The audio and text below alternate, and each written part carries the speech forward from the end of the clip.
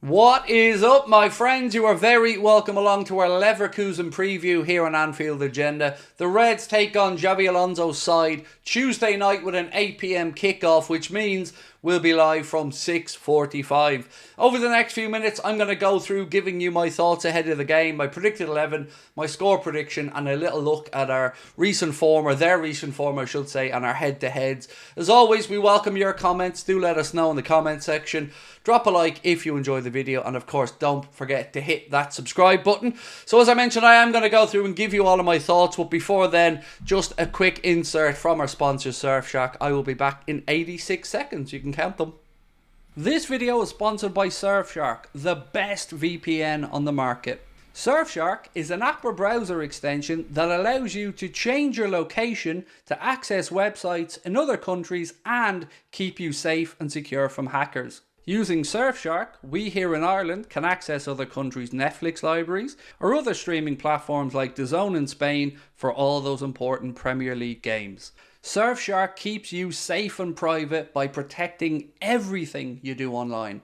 Everything. When your device connects to the internet, all that information is, in a way, blurred out. Surfshark is particularly useful for keeping you safe from being hacked if you use public Wi-Fi. Let's say you're in a cafe, you're at college, you're out and about, they've got you covered. Surfshark allows you to use one subscription on unlimited devices, meaning you can share your account with friends or family or that neighbour who's a little bit cheap. On top of all of this, Surfshark offers a 30-day money-back guarantee. You can also upgrade to Surfshark One, which includes the VPN, an alert system for breaches related to your data, such as emails and credit cards, and an antivirus software for your desktop. Our sign-up offer gives you Surfshark VPN for a little over €2 a month. Simply scan the QR code on screen right now or use the link in the description. We are back, my friends, and I do appreciate your patience, and thank you again to our sponsor, Surfshark. So, ahead of this one, we know that we do have one possible injury concern, one new injury concern, and that is, of course, Ibrahim Konate, who had a collision with Virgil van Dijk that meant he had to come off at half-time. As I'm sitting here recording this, we haven't heard any results of a scan or anything, but I do think this one probably comes a little bit too soon for him, so you will see in my predicted 11 I've made some changes there. Other injury updates, well, it's pretty much as we were. There will be no Alisson Becker, no Federico Chiesa, no Harvey Elliott. They're all out, as we know. Diogo Jota also isn't yet available. But the good news was we did welcome back Connor Bradley midweek, so he should be an option for Arner for this one. So I'm going to go into it now and go through my predicted 11. Then we'll finish up with my score prediction. But as always, do let us know your thoughts. Before I do, though, just a little look at Leverkusen's recent form and our head-to-heads. So, the last times we played them was in a friendly in 2012 where we beat them by 3-1. Champions League round of 16 all the way back in 2005, and my goodness, it is a while since we played them. Liverpool beat them 3-1, and then Liverpool beat them 3-1 again.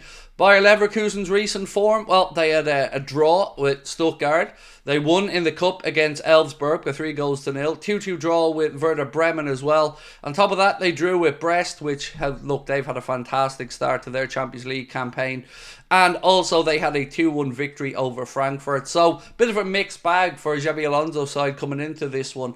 And this is going to be a special night at Anfield, isn't it? You know, Xabi coming back to Anfield, a massive Champions League night. Can Liverpool go 4 from 4 this season in the Champions League? Well, we've got Real Madrid coming after the international break as well. So let's start by having a look at the goalkeeper and the centre-back positions here and see what I've gone for.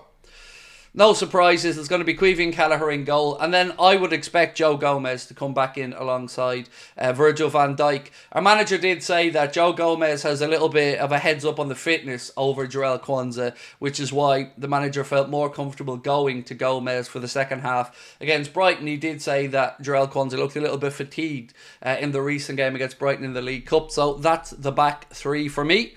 Moving into the full-back positions, though, what have I gone for here? Is Andy Robertson going to come back in?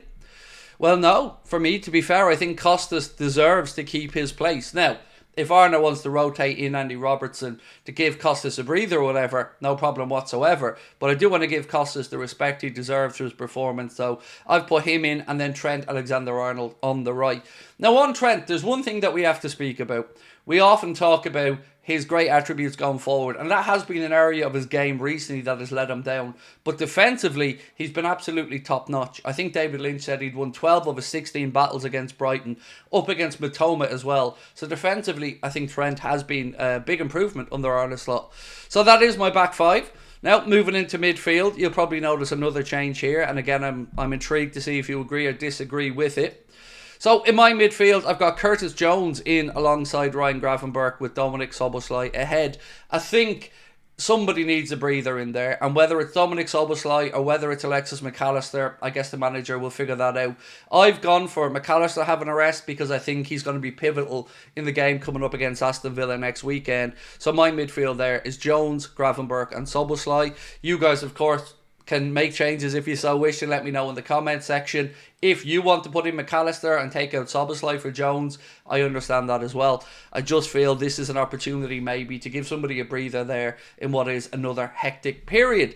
And I think the manager also feels now that he can trust the midfielders. You know, Curtis Jones has been very good recently, so to me this makes sense. But again, what goes on in my head often isn't what you guys are thinking, so feel free to let me know in the comments. Next up, we move into the forward line, and this was a very difficult decision, especially on the left-hand side. So I've gone for Luis Diaz, only because, again, I want to keep Cody Gakpo for the game against Aston Villa next weekend. And full disclosure, I'd love us to find a way to be able to get Diaz and Gakpo on the pitch together, and maybe that would be a case of going for something like a 4-2-4 again. I enjoyed us. We had those four forwards on the pitch. So for me in this one, Salah on the right, Luis Diaz on the left, and then through the centre, I'm going to stick with Darwin Núñez. Now, he could well go Cody Gakpo through the centre, and I'd have absolutely no issues with that either. But I've been very impressed at what I've seen from Darwin recently. So, just to run through them again, my predicted 11 is Kelleher, Trent, Costas, Van Dijk and Joe Gomez. In midfield, Jones, Gravenberch and Szoboszlai. On the left, Luis Diaz. On the right, Mohamed Salah. And then through the centre, Darwin Núñez. Now, I've given you everything but my score prediction, and I think there's going to be a lot of goals in this game. So this is what I've gone for.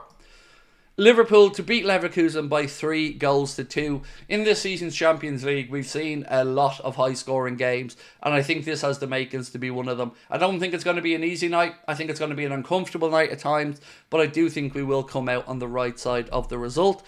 So, ladies and gentlemen, that is my starting 11 prediction and score prediction. As always, though, it's over to you guys now to let us know your thoughts. It's coming in very quick. I know you're watching this on the Sunday. We're already playing again on the Tuesday. We'll be live from 6:45 with our watch-along, with our full post-match show, player ratings video as well, and hope you guys can come along and join us for that. Until then, thank you to our sponsor Surfshark, thank you to you guys for watching, and don't forget to let us know your thoughts on anything you want in the comment section, particularly, of course, on my chosen starting 11. We'll talk to you soon. Much love. Bye-bye.